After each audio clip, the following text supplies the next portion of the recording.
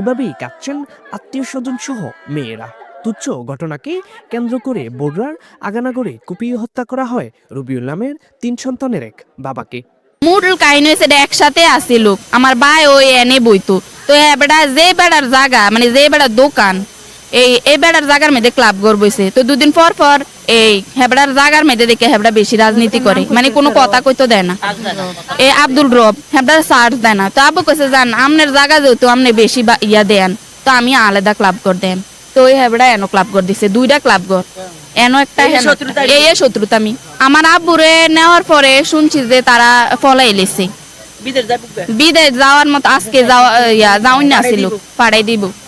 তো এই মানে যাওয়ার আগে এই ঘটনাটা ঘটে গেছে যাতে না ধরতে পারে। স্থানীয়রা বলছেন তুচ্ছ ঘটনায় এমন হত্যাকাণ্ড ন্যাক্কারজনক। হত্যার সাথে সাথে রবিউলের পরিবার সহ সন্তানেরা ক্ষতিগ্রস্ত। আজকের যে ঘটনা, এই ঘটনায় যে কাজটা হয়েছে এটা রবিউলের সাথে, রবিউলের পরিবারের সাথে, রবিউলের ফ্যামিলির সাথে আমার দুঃখজনক একটা বিষয় কাজ হয়েছে।